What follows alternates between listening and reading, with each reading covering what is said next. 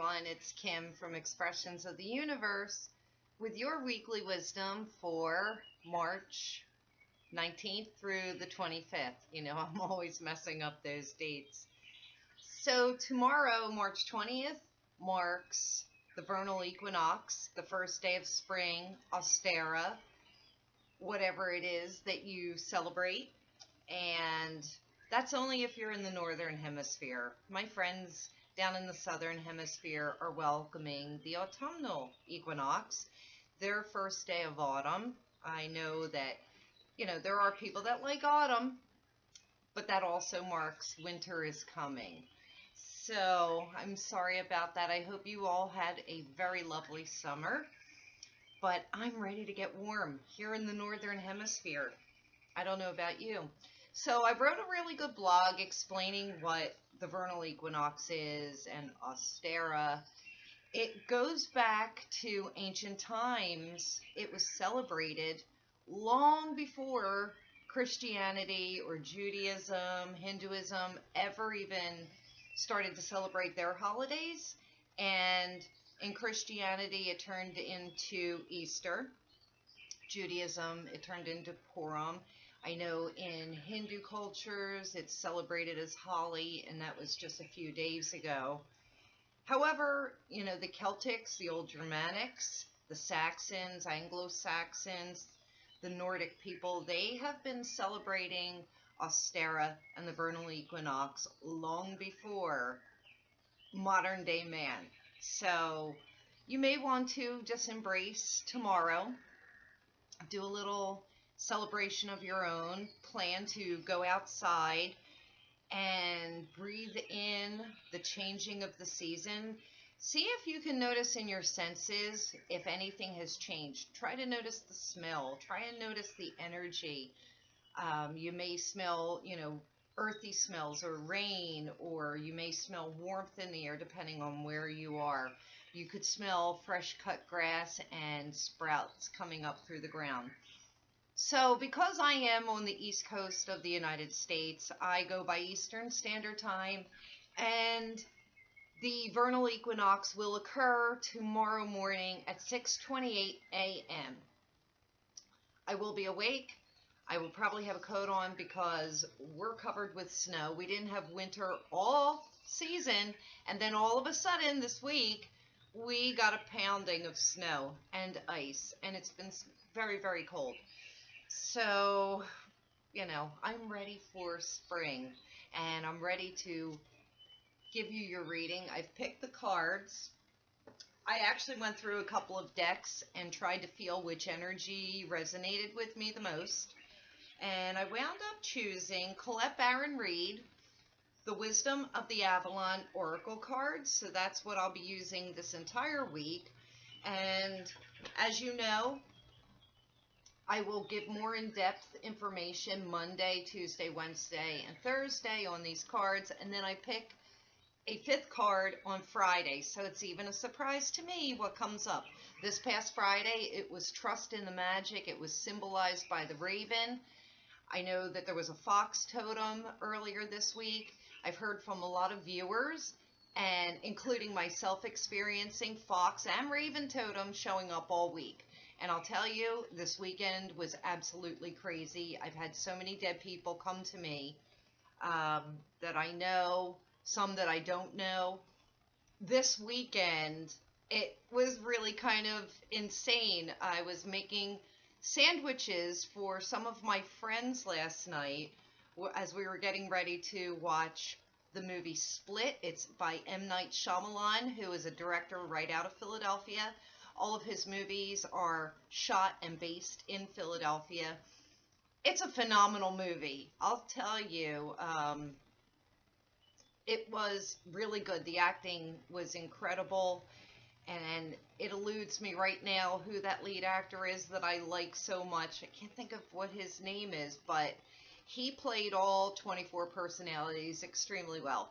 And so anyway, I was making sandwiches, and as I was making the sandwich, I came into my living room and I told one of my friends, I think I became your grandmother while I was making those sandwiches. And she was kind of blown away because she said that the very strange combination of sandwich that I made was something very similar to what her own grandmother made. So I felt like she was there with us last night. And I had some thoughts earlier this week of a friend that I hadn't seen in 20 years, wondering, why am I thinking about this person? Then I saw a license plate with his name on it, like his weird nickname. Come to find out, I found out Friday, only 3 days after I was having these thoughts, that that friend passed away. So I was like, do. I've been just having some really strange and weird synchronicities and appearances. And I ran into a friend of mine last night that I haven't seen in 5 years, who I've known since kindergarten. And that was really weird because she crashed her shopping cart into my shopping cart at the supermarket. And we looked up, and so like these types of things keep happening, these synchronicities and serendipities. I'd be really interested to hear from all of you as to what has happened in your life. All right, so we're getting late into this video. Let's get on. And I'm going to start with the stag. And what the stag is saying, it's about leadership, it's about pride, and it's asking you to take the high road, to be proud of all the work that you do, as long as it's done in integrity. But it also could symbolize people with low self-esteem, that they are not satisfied with anything that they do because they don't feel that they are worthy. And the stag is saying to stand in your own power. You are a leader. It's time for you to be a leader. But make sure that everything that you are doing is done in integrity. That's the key.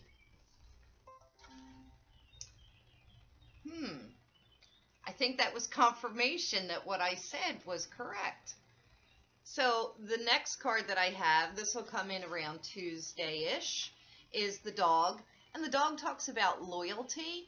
And I think this time it's really talking about being loyal to yourself. You know, are you following your heart? Are you following your gut? Or are you following a crowd? Are you being a sheeple? That's what this dog is saying to me. And, you know, I have a golden retriever. So it makes me think of myself, but also it's reminding us again, and he has come up, take a look at the people that are around you, and are they loyal to you? You know, are you being, you know, trustworthy and loyal to someone, and you're not getting the same in return? This card is asking you to contemplate that. I think this is a week of contemplation. The sun is moving into Aries tomorrow during the vernal equinox. However, Aries energy is all about action. However, we should be just waiting a little bit. You know, we're in the early degrees. Tomorrow is 0 degrees, which means we're kind of offline.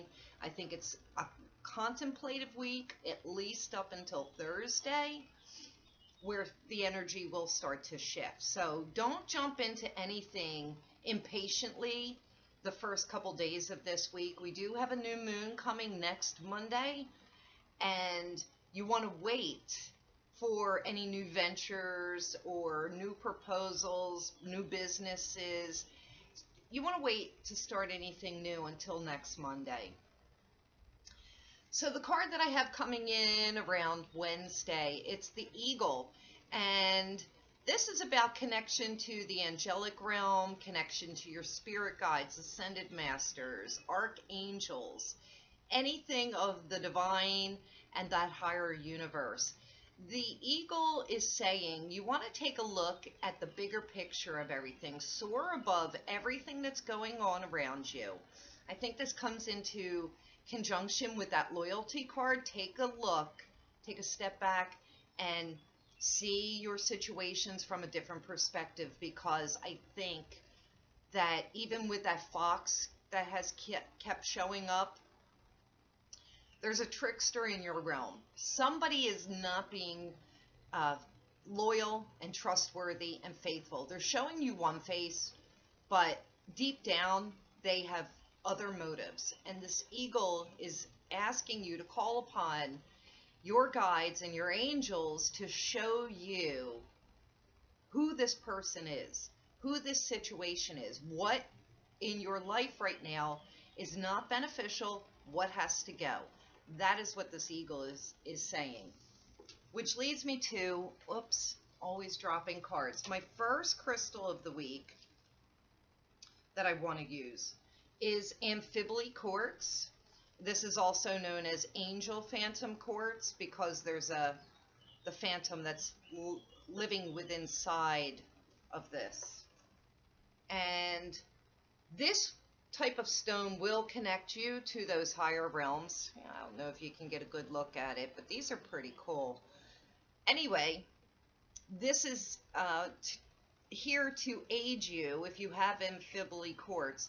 It's to aid you in angelic and spirit guide communication and clarity. And that's what we really need right now. Before I get to the last card, I'm also going to utilize lithium quartz.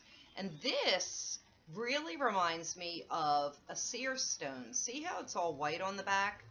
And then we can almost see that kind of window in there. Lithium quartz is very subtle, it's very gentle, it balances the mind and the emotions, it helps heal and clear the mind and the emotions so that we can balance, and that's what the vernal equinox is about. It's the complete and perfect balance of light and dark, night and day.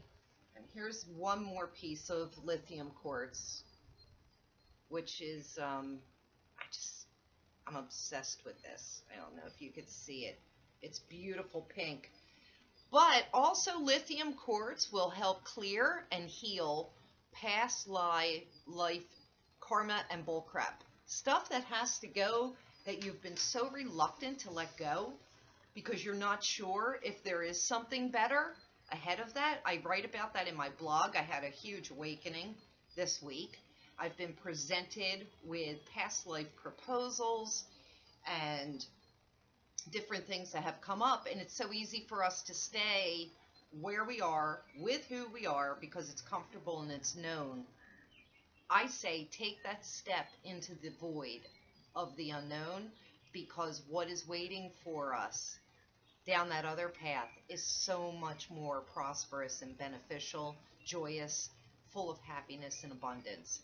And that's what I'm going to do. I have to stick to my mantles. And my friends reminded me last night that I'm such a great manifester because I will put something out to the universe and then I let it go. And these things that have been cropping up this week, I've been dwelling on and I've been overthinking. And then I was reminded once again that when I'm overthinking something, then it's not meant for me. Because anything that has really worked out for me in my life, excuse me, I never had to think about. It was an instantaneous gut feeling yes. And so if I find myself overthinking things, then I'm just trying to negotiate and settle for that situation. And I'm not going to do that anymore. I'm moving forward. So I can't wait to see what's lying for me down that path. And then the card that I have for Thursday is communication. And according to this deck, it is a life-changing mile marker. But what this is saying to me with this communication is, are you communicating what you want clearly and concisely to the people in your lives? Are you communicating clearly and concisely to the universe as to exactly what it is that you want? Somewhere in that throat chakra realm, and you know who I'm talking about, there's probably a lot of you out there, we have a hard time asking specifically for what it is that we want. There could be some cloudiness and miscommunication from the past that maybe you need to reach out to somebody and clear up so that you can move on. Maybe some things were left unsaid that you really feel are preventing you from moving on, I think now is the time, Thursday on, and leading into the new moon, that it's about time that you sit down and either contact that person, write a letter, even if you're just sending it out to the universe. Somehow get these things off your chest. Make sure that you're asking for what it is that you truly want. All right? I will go into more depth on all of these cards Monday through Friday on Facebook and Instagram. I think that's all I have for you. I'm sorry this video ran so late. And be sure to check out the companion blog at www.expressionsoftheuniverse.com, because I think there's some pretty good information in it this week. And comment on the blog or on Facebook. I'd love to hear from you. I'd love to know if any synchronicities or crazy things have happened to you during this Venus retrograde. And what are your plans for spring? What are you hoping and wishing for? Let me know. Let's start a conversation. And I guess that's it. That's all I have for you. So peace and blessings. Happy spring. Happy Austera. Happy vernal equinox. Go out and celebrate. And have a great time. Peace and blessings. Bye.